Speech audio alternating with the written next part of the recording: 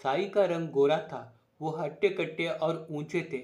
संत मेहरे बाबा कहते हैं कि बाबा की आंखें तो सूर्य नारायण से भी तेज से पनपती थी। उसका वर्णन तो असंभवनीय है। उनकी नजरों से नजर मिलाने की हिम्मत किसी में भी ना थी। जब वो क्रोधित हो उठते थे तब उनकी आंखों से बरसाने वाले अंगार सामने वाले को जला के भस्म कर देगा, इतना प्रखर होता था। लेकिन जब वह प्रसन्नचित्त हो उठते थे तब उनकी कृपा दृष्टि की अमृत वर्षा में सामने वाले के रोम रोम में आनंद और सुख की बौछार कर देती। उसका अस्वस्थ मन तुरंत शांत हो उठता। वह सारी चिंताओं से तुरंत मुक्त हो जाता। यह था उनके कृपा दृष्टि का सामर्थ्य। साई की आवाज में भी मधुरता और कोमलता थी। बाबा मस्जिद में रहने से पहले तकिया यानी कि गांव में बाहर से आने वाले पीर फकीरों के रहने के लिए बनाया गया विश्रांति स्थल में रहा करते थे। वहीं पे वो पाँव में घुंघरू बांध के खंजीर के ताल पे अति सुंदर मोहक नृत्य किया करते थे और अपनी मधुर आवाज में गाते भी थे। साई को जैसे मस्जिद में दिया बत्ती करने का शौक था, वैसे ही मस्जिद में गायन वादन सुनने का भी वो आदी थे। साई साई दयालु स्वभाव के थे। उनकी गरीबों को दान धर्म करने की आदत के वजह से उनके दरबार में अनेकों लोग आते थे। तमाशगीर, नाच गाने करने वाले, नचैया आते और नृत्य करते, गवई गाना गाते, वो भट्ट स्तुति करते। उनके दरबार में तमाशगीर मुद्रा देते तो हरि भक्त भजन संध्या में धुंध हो जाते थे।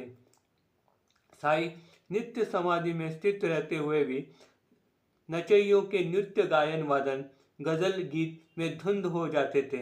बाबा बहुत ही सुंदर गाते तथा अपने सुमधुर आवाज में भजन किया करते थे।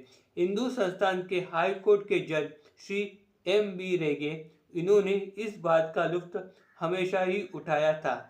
बाबा समाधिस्थ होने से पहले हमेशा ही रेगे अनेकों बार शिरडी आते थे। 4-8 दिन ठहर जाते थे। वह कहते हैं कि बाबा को तो जन्म से ही गायन और वादन की रुचि थी। विशेष तौर पे उन्हें भजन कीर्तन ज़्यादा पसंद आता था। बाबा ने एक बार रेगे को अपने सम्मिलित करके खुद उनके साथ सुमधुर गायन किया। बाबा ने करीबन 1 घंटे तक अप्रतिम भजन किया। इस तरह का भजन रेगे ने कभी सुना नहीं था और आगे भी उनके सुनने में नहीं आया। साई तो अनंत के भवसागर ही थे। जो भक्त भाग्यशाली हुआ करते थे वही उसका परमानंद का लुत्फ उठाते हुए उस भवसागर में डूब जाते थे। आनंद ब्रह्मोति यह श्रुति का वचन जानी जन के वाचन में आता है, लेकिन शिरडी में आने वाले भाविकों को उसका वास्तव में अनुभव मिल जाता था।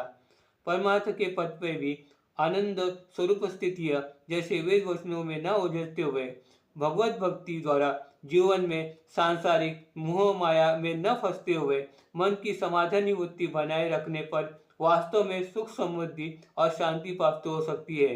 यही साई का उपदेश था। Om Sai Ram. Please like and subscribe my channel.